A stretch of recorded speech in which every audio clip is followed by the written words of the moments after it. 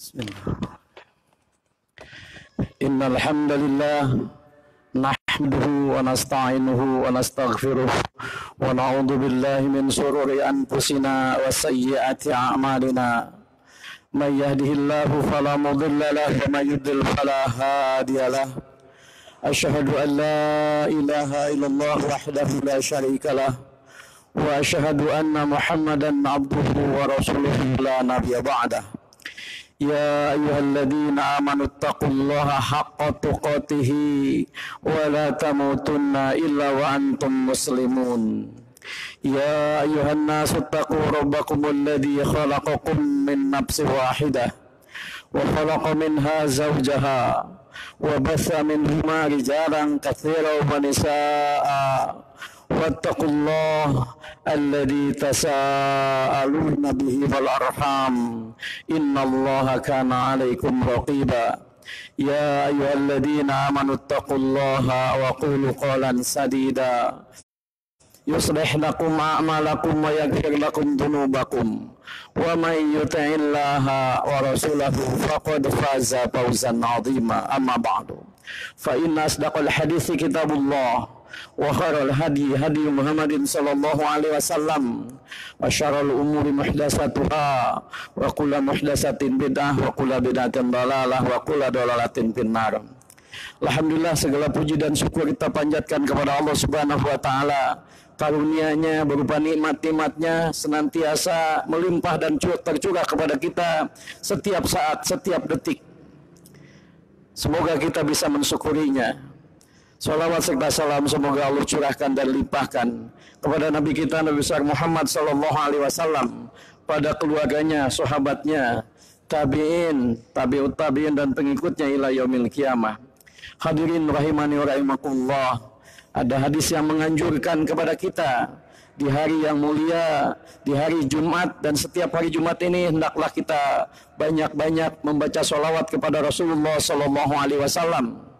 Terutama sekarang, yakni ketika Rasulullah sallallahu alaihi wasallam dilecehkan oleh orang-orang kafir, dihinakan oleh orang-orang kafir, maka kewajiban kita adalah memuliakan beliau, banyak membaca sholawat kepada beliau. Rasulullah SAW bersabda, "Man sholla alayya wahidatan, sallallahu alaihi asyran." Kata Rasulullah SAW, barang siapa yang bersalawat kepadaku satu kali, maka Allah Subhanahu wa taala akan bersalawat kepadanya, yakni kepada orang yang bersalawat kepada Rasulullah SAW 10 kali. Hadirin rahimani wa rahimakumullah, kita menyadari tiada waktu yang berlalu kecuali umur kita semakin berkurang. Setiap hari yang bertambah maka semakin dekat kepindahan kita dari alam dunia ini ke alam kubur. Oleh sebab itu maka renungkanlah beberapa ayat dari Allah Subhanahu wa taala yang mudah-mudahan ayat ini bisa memberikan manfaat kepada kita dan memberikan kepada kita muhasabah diri kita sehingga kita insyaallah ada dalam jalan shiratal mustaqim. Allah Subhanahu wa taala berfirman, "Idza jaa nasrullahi wal fath wa ra'aitan nasa yadkhuluna fi dinillahi afwaja fasabbih bihamdi rabbika wastaghfir innahu kana tawwaba." Kata Allah Subhanahu wa taala, apabila telah datang pertolongan Allah Subhanahu wa taala dan juga kemenangan, dan kamu lihat manusia berbondong-bondong masuk kepada agama Allah Subhanahu wa taala, maka bertasbihlah, bertahmidlah kepada Rabbmu, ini kepada Allah Subhanahu wa taala, dan beristighfarlah karena Allah Subhanahu wa taala, sesungguhnya Allah Subhanahu wa taala Maha penerima taubat. Ada riwayat dari Ibnu Abbas, suatu ketika Umar bin Khattab memanggil para pemuka, para sahabat yang mulia, dan di situ juga banyak ahli-ahli ilmu. Kata Ibnu Abbas, mereka diundang oleh Umar bin Khattab dan saya diundang bersamanya.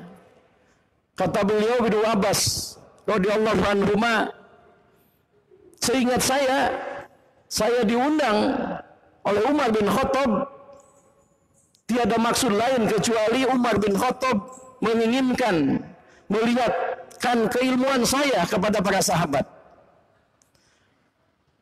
Karena Ibnu Abbas ini adalah salah seorang atau satu orang yang memang didoakan oleh Rasulullah SAW menjadi ahli tafsir. Dan Allah Subhanahu wa taala mengabulkan doa Rasulullah SAW sehingga beliau memang benar-benar menjadi ahli tafsir. Maka ketika para pemuka dan para yang mulia, para sahabat itu sudah hadir, maka Umar bin Khattab membaca ayat ini. Idza jaa nasrullahi wal fath wa ra'aitan nasa yadkhuluna fi dinillahi afwaja fasabbih bihamdi rabbika wastaghfir innahu kana tawwaba. Maka kata Umar, siapa di antara kalian yang mengetahui bagaimana makna dari tafsir ini? Maka sebagian ada yang mengatakan ketika pertolongan Allah Subhanahu wa taala telah datang, maka kita diperintahkan untuk banyak bertasbih, bertahmid, beristighfar kepada Allah Subhanahu wa taala. Yang lainnya mengatakan tidak tahu dan yang lainnya diam saja. Maka Umar bin Khattab berkata kepada Ibnu Abbas radhiyallahu anhu, "Wahai Ibnu Abbas, bagaimana pendapatmu tentang tafsir ini?" Maka Ibnu Abbas mengatakan, kata Umar, apakah seperti itu ditafsirkan oleh para sahabat tadi? Kata Ibnu Abbas, tidak. Kata Ibnu Abbas, ayat ini berkenaan dengan telah dekatnya ajal Rasulullah SAW. Ayat ini menandakan bahwa Rasulullah SAW tidak lama lagi bersama kita. Rasulullah SAW tidak lama lagi akan wafat. Inilah tandanya ayat ini. Maka Allah Subhanahu wa taala menasihati Rasulullah SAW.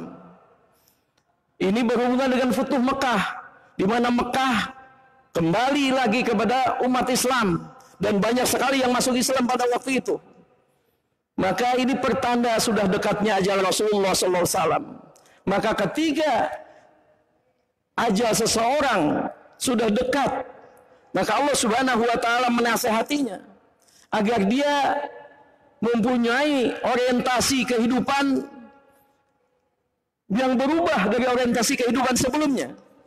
Kalau sebelumnya mungkin dia mengumpulkan harta, dia mencari jabatan, tapi ketika hari-hari terakhir dalam kehidupan mereka, maka orientasi kehidupan harus dirubah untuk mencari kehidupan akhirat, membekali diri dengan bekal kehidupan akhirat. Walal akhiratu khairul laka minal ula. Di mana hari akhirat ini lebih baik daripada hari dunia. Inilah hadirin rahimani rahimakumullah. Salah satu kehebatan Ibnu Abbas menafsirkan daripada Al-Quran. Makanya sampai sekarang beliau adalah orang yang terbaik dalam menafsirkan Al-Quran. Maka ini ada ibrah bagi kita, ada pelajaran dan pendidikan bagi kita. Rasulullah SAW berikan petunjuk oleh Allah Subhanahu wa taala. Ketika ajalnya sudah dekat, maka beliau diperintahkan untuk banyak-banyak bertasbih kepada Allah Subhanahu wa taala. Banyak-banyak zikir. Banyak-banyak bertasbih, bertahmid, banyak tahlil, banyak istighfar kepada Allah Subhanahu wa taala. Sehingga sekali lagi orientasi kehidupannya berubah dari orientasi untuk mendapatkan kemuliaan dan kejayaan di dunia, dia berubah untuk mencari kehidupan yang lebih baik lagi, yaitu kehidupan akhirat.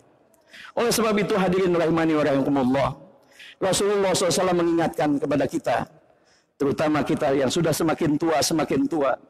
Rasulullah SAW bersabda, salah satun la yukallimuhumullah yaumal qiyamati wa la yuzakihim wa la yanzuru ilaihim wa lahum adzabun alim. Syaikhun zanin wa malikun kadzabun wa ailun mustakbirun. Kata Rasulullah SAW, ada 3 golongan yang Allah Subhanahu wa taala tidak akan berbicara kepadanya Allah pada hari kiamat, dan Allah Subhanahu wa taala tidak membersihkan daripada kesalahan dan dosa-dosanya, dan tidak pula melihat kepadanya. Jadi orang ini orang yang sangat sengsara sekali. Tidak diajak bicara, tidak dibersihkan oleh Rasulullah, oleh Allah Subhanahu wa taala pada hari kiamat, bahkan tidak dilihat oleh Allah Subhanahu wa taala. Orang ini yang sangat hina sekali di hadapan Allah Subhanahu wa taala.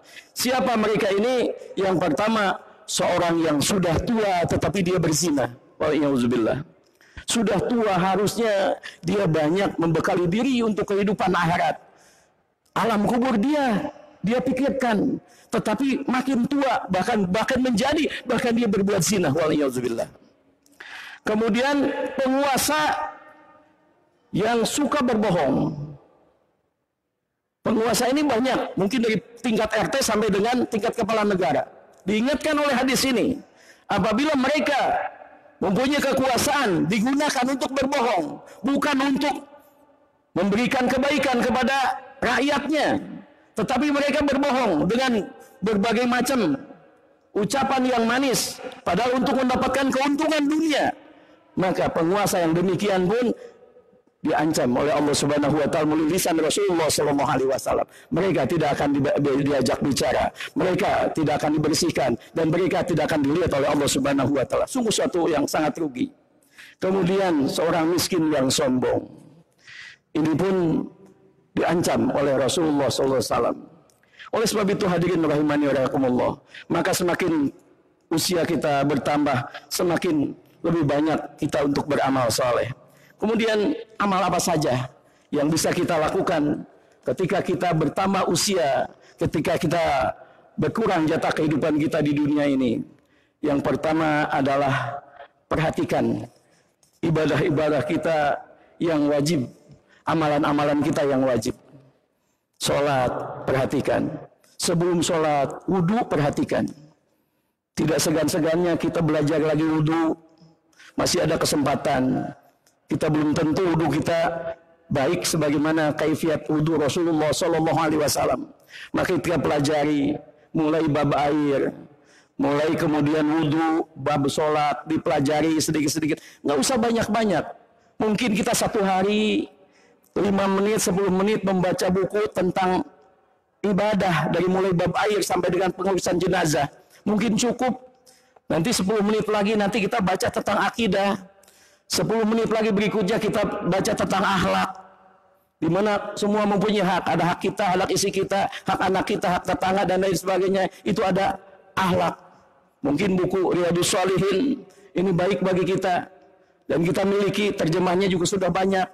Demikian juga Imam Nawawi menjelaskan dengan rinci daripada ayat-ayat dan hadis-hadis yang ada dalam kitab Riyadhus Shalihin tersebut. Ada di rumah kita, kita baca, Masya Allah.